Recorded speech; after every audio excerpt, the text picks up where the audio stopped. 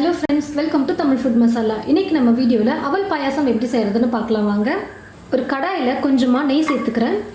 முந்திரி வந்து கொஞ்சம் எடுத்து சின்ன சின்னதா கட் பண்ணி எடுத்துர்க்கேன். இப்போ இந்த முந்திரியை நான் நெய்ல ஆட் பண்ணிடுறேன்.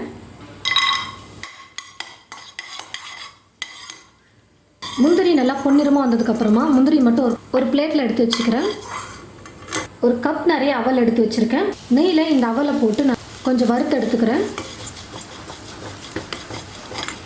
அவலை ஒரு 2 நிமிஷம் நம்ம நெய்யில் நல்லா வறுத்து எடுத்ததுக்கு அப்புறமா ஒரு பிளேட்டில் எடுத்து வச்சுக்கலாம். ஒரு பாத்திரத்தில் நான் அவல் எடுத்து அதே கப்பில் 2.5 கப் அளவுக்கு பால் எடுத்து நான் காய வச்சுருக்கேன். பாருங்கள், நல்லா காஞ்சிட்ருக்கு பால். தண்ணி எதுவும் சேர்க்காமல் நல்லா திக்காக நான் பால் எடுத்துருக்கேன். இப்போ நம்ம வறுத்து எடுத்து வச்சுருக்கிற இந்த அவலை வந்து இந்த பாலில் சேர்த்துக்கலாம். தீ வந்து மீடியம் ஃப்ளேம், அப்படி இல்லைன்னா ரொம்பவே லோ ஃப்ளேமில் வச்சுட்டு நீங்கள் அவலை வந்து நல்லா குக் பண்ணிக்கணும். அவல் ஒரு பக்கம் வெந்துட்டுருக்கும் பொழுதே நம்ம இன்னொரு பக்கம் வெல்லம் வந்து கரைச்சி எடுத்துக்கலாம்.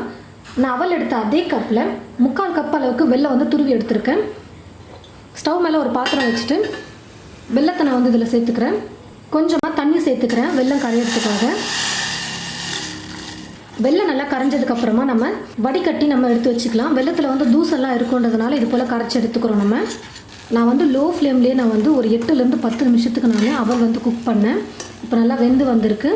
பால் வந்து நான் கொஞ்சம் கம்மியாக தான் சேர்த்துருக்கேன். 2.5 கப். ஒரு 3 கப் இல்லை 3.5 கப் சேர்த்திங்கன்னா கரெக்டாக இருக்கும். ஒரு 2.5 கப் நீங்கள் பால் சேர்த்துட்டு அதுக்கப்புறம் ஒரு கப் கூட நீங்கள் தண்ணி சேர்த்துக்கலாம். இப்போது கொஞ்சம் நல்லா கெட்டியாகவே வந்திருக்கு. நான் 2.5 கப் பால் சேர்த்துனதுனால இன்னும் கொஞ்சம் நீங்கள் எக்ஸ்ட்ரா 1 கப் சேர்த்துக்கோங்க. கரைச்சி வச்சுருக்கிற வெல்லத்தை இப்போ நான் சேர்த்துக்கிறேன். இது கூடவே வறுத்து வச்சுருக்கிற முந்திரியை சேர்த்துடுறேன். ஏலக்காய் தூள் 1 சிட்டிக்கு அளவுக்கு சேர்த்துக்கிறேன். வெல்லம் சேர்த்து நம்ம ரொம்ப நேரம் குக் பண்ணக்கூடாது, ரொம்ப கெட்டி ஆகிடும், பாகு போல் ஆகிடும். அதனால் வெல்லம் சேர்த்து சும்மா 1 நிமிஷம் நம்ம குக் பண்ணிவிட்டு நம்ம ஸ்டவ் ஆஃப் பண்ணிக்கலாம். பாருங்கள், இப்போ எனக்கு பாயாசம் கரெக்டான பதத்தில் இருக்குது. இந்த அளவுக்கு கெட்டியாக இருந்தால் நல்லாயிருக்கும் சாப்பிட்றதுக்கு அவல் பாயாசம்.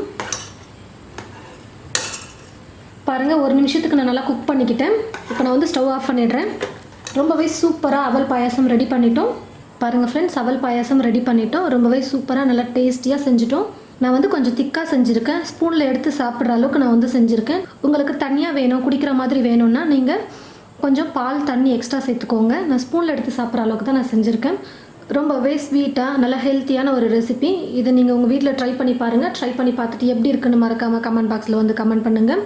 இந்த ரெசிபி உங்களுக்கு பிடிச்சிருந்ததுன்னா மற்றவங்களுக்கும் ஷேர் பண்ணுங்கள். தேங்க்யூ.